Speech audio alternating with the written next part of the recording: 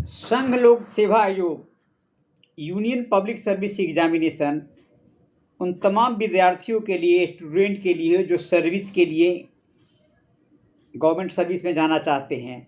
तो आपको पता होना चाहिए कि कितने तरह के एग्ज़ाम होते हैं, कैसे कैसे एग्ज़ाम होते हैं, कौन कौन ग्रेड हैं जो एक्टिव है एग्ज़ाम है, उनके बारे में बताएं। शायद बहुत लोग हैं जिनको पता नहीं रहता है। बहुत लोग ये सोचते हैं कि एक ही एग्ज़ाम होता है, 2 एग्ज़ाम होता है, IAS का होगा, UPSC का, संघ UPSC का मतलब है। लेकिन बहुत सारे सेक्टर है, अब सारे सेंट्रलाइज हो गए हैं, सब एग्ज़ाम साथ साथ होते हैं।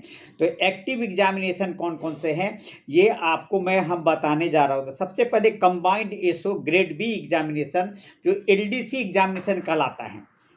दूसरा होता है कि कंबाइंड जियो साइंटिस्ट, इसका प्रिलिमिनरी एग्जामिनेशन होता है, फिर उसके बाद मेन एग्जामिनेशन होता है। इंजीनियरिंग सर्विस एग्जामिनेशन, इसमें भी क्या होता है कि प्रिलिमिनरी और मेंस होते हैं।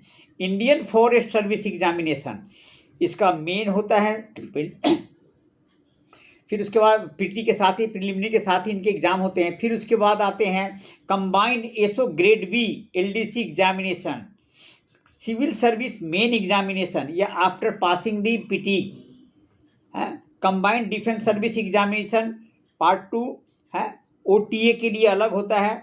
और साथ साथ है Indian forest service examination, Indian statistical service examination, Indian economic service examination, CISF AC executive और LDCE, ये LDC एग्जामिनेशन होते हैं। ये सब एग्जामिनेशन होते हैं, ये हमारे उन तमाम विद्यार्थियों के हैं, उनके लिए है। साथ साथ आगे भी और भी एग्जाम है। तो सिविल सर्विस एग्जामिनेशन जो है वो पर बता दिया, कंबाइंड डिफेंस भी हो गए, कंबाइंड जियो सर्विस हो गए, central arm force examination, Indian economic service examination, Indian statistical service, दोनों साथ साथ होते हैं।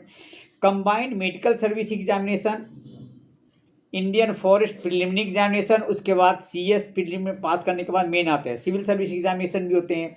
ये सारे एग्जामिनेशन है जो कि एक्टिव एग्जामिनेशन है, कंबाइंड। अब आगे के SO steno grade B exam SD एग्जामिनेशन UPSC कंडक्ट करती है, LDSC के लिए है। फिर उसके बाद आइए सिविल सर्विस मेन हो गई, सिविल सर्विस डिफेंस हो गया, arm force, Indian forest service, ये सारे एक्टिव एग्जामिनेशन है। और साथ साथ हम सब तैयारी करते हैं बच्चे लोग। तो जितने भी लोग हैं वो सब अपनी तैयारी करें, और कैसे करना है ये आपको हमने बताया कि कितने तरह के एग्जामिनेशन है। सारे कंबाइंड एग्जामिनेशन हो जाते हैं। इनकी एलिजिबिलिटी वही सिंपल नहीं है, ग्रेजुएशन कम से कम होनी चाहिए, एज होनी चाहिए 21 साल से ऊपर, वो है। और मैक्सिमम कैटेगरीज वाइज जो भी है वो अलग है, जो रिजर्वेशन या जो भी आते हैं वो गवर्नमेंट के गाइडलाइंस के अनुसार ही होते हैं, वो आप सबको मिलते रहेंगे। तो आप सब अपनी तैयारी एग्ज़ाम के बारे में पता कर लीजिए, आप किसके साथ एलिजिबिलिटी बनती है वो आप देख के भरेंगे।